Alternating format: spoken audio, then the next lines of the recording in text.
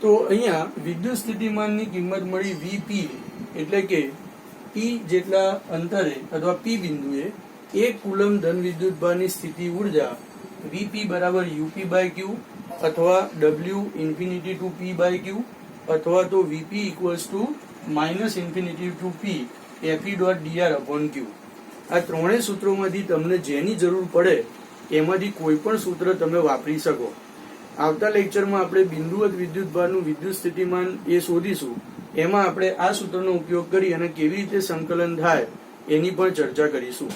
પણ અહીંયા આપણે એટલું કન્ફર્મ કર્યું, એટલું શીખ્યા કે 1 કુલમ ધન વિદ્યુતભારની સ્થિતિ ઉર્જા એ તે બિંદુએ વિદ્યુત સ્થિતિમાન કહે છે અને જે વિદ્યુત સ્થિતિમાન VP equals two UP upon ક્યુ અથવા તો W infinity to P upon ક્યુ અથવા તો આ સૂત્ર દ્વારા આપણે શોધી શકીએ છીએ.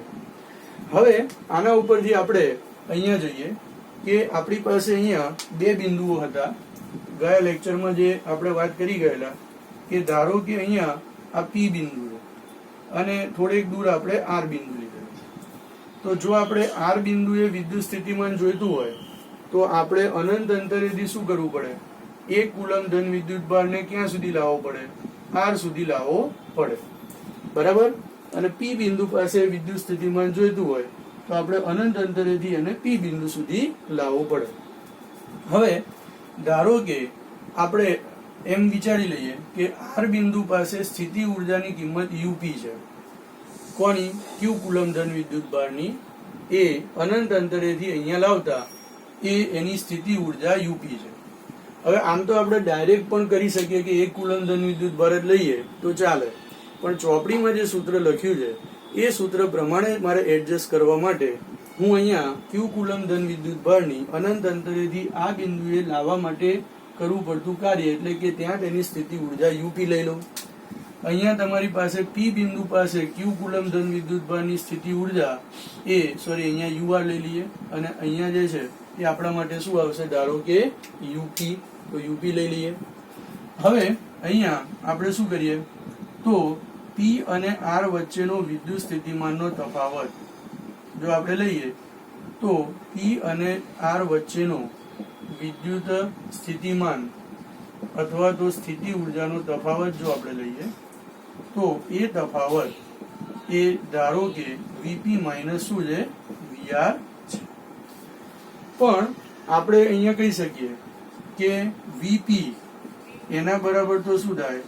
યુપી છેદમાં ક્યુ, બરાબર. એ જ પ્રમાણે આપણે અહીંયા લઈ શકીએ કે વી આર એના બરાબર યુ આર છેદમાં શું આવશે? ક્યુ. અને ત્યારબાદ જો આપણે આ બંનેનો તફાવત લઈએ તો માટે લખી શકાય કે VP minus we are equals to અહીંયા યુપી અપોન ક્યુ માઇનસ અહીંયા યુઆર અપોન ક્યુ અને એના બરાબર 1 અપોન ક્યુ અહીંયા શું આવશે? યુપી માઇનસ શું આવશે? યુઆર. તો એનો મતલબ એ થયો કે સ્થિતિ ઉર્જાના તફાવતને જો તમે ક્યુ વડે ભાગો તો એ આપણને શું આપે છે?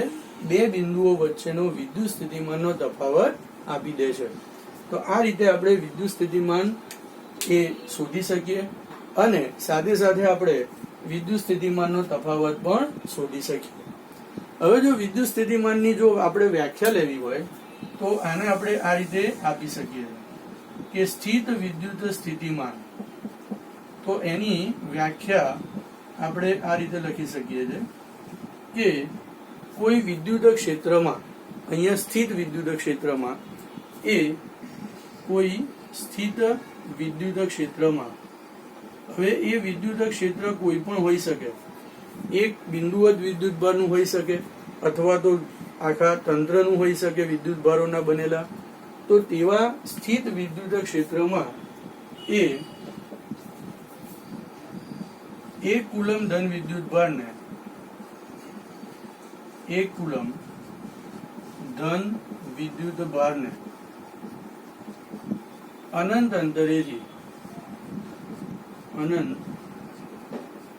અંતરેથી આપેલા બિંદુ સુધી લાવવા વિદ્યુત બળની વિરુદ્ધમાં કરવા પડતા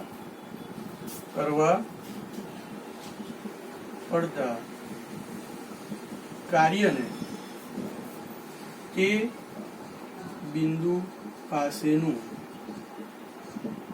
સ્થિત વિદ્યુત સ્થિતિમાન કહે છે. તે બિંદુ પાસેનું સ્થિત વિદ્યુત સ્થિતિમાન કહે છે, જેને આપણે V દ્વારા દર્શાવીશું. V કહે છે, બરાબર. અને જો આપણે Q કુલમ ધન વિદ્યુત ભારનો ઉપયોગ કર્યો હોય તો UP/Q અથવા W ઇન્ફિનિટી ટુ P/Q કરીએ તો આપણને તે બિંદુ પાસેનું સ્થિત વિદ્યુત સ્થિતિમાન મળી જાય. અને છેલ્લે ચોપડીમાં એક જે નોંધ આપેલી છે એની આપણે વાત કરીએ તો અહીંયા એ જે નોંધ છે એમાં આપણને એવું આપ્યું છે કે જે થોડું કન્ફ્યુઝન ઊભું કરે, પણ આપણે એને સમજીએ.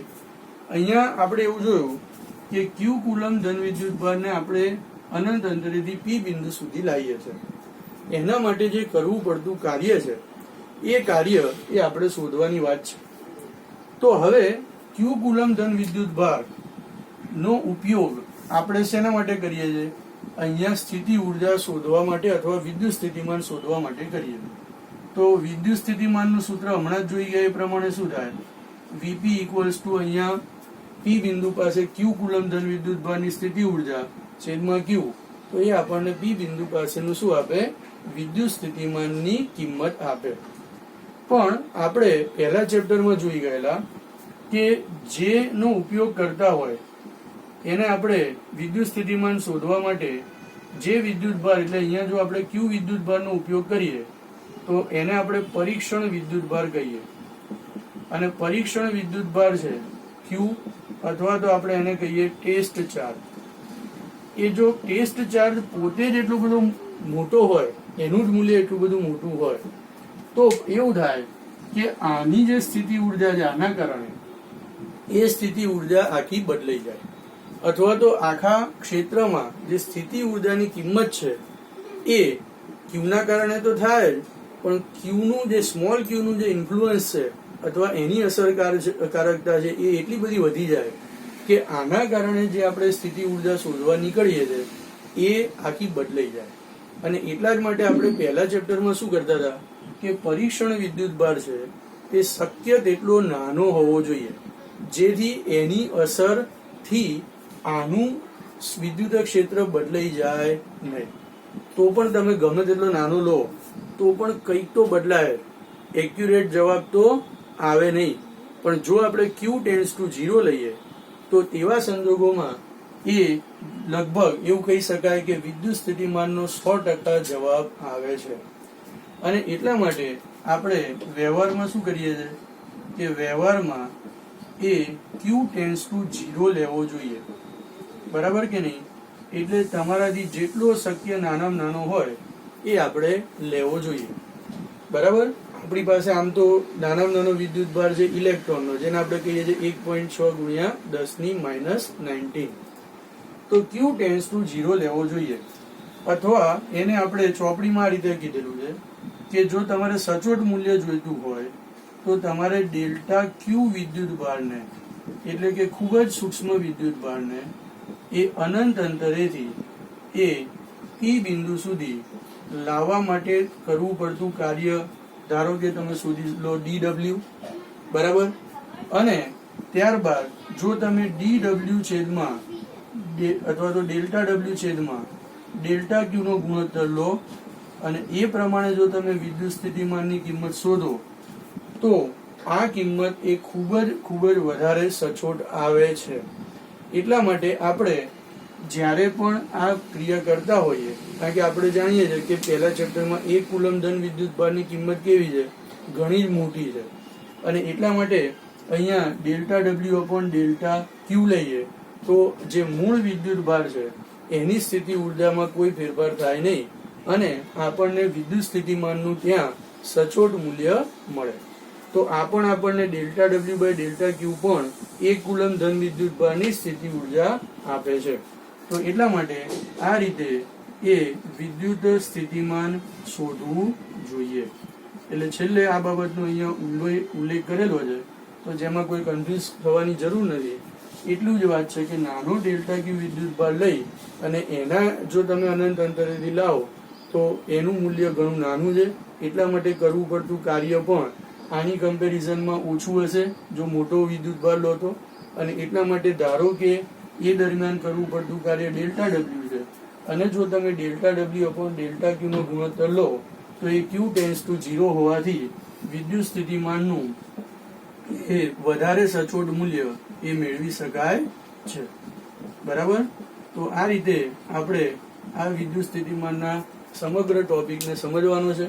અને આવતા લેક્ચરમાં આપણે એ બિંદુવત વિદ્યુતભારના કારણે વિદ્યુત સ્થિતિમાનનું સૂત્ર આ તો છે જ, પણ એફઈ ની કિંમત મૂકી અને વધારે એ વિસ્તૃત સ્વરૂપની અંદર મેળવી અને એનો આપણે જવાબ લઈશું.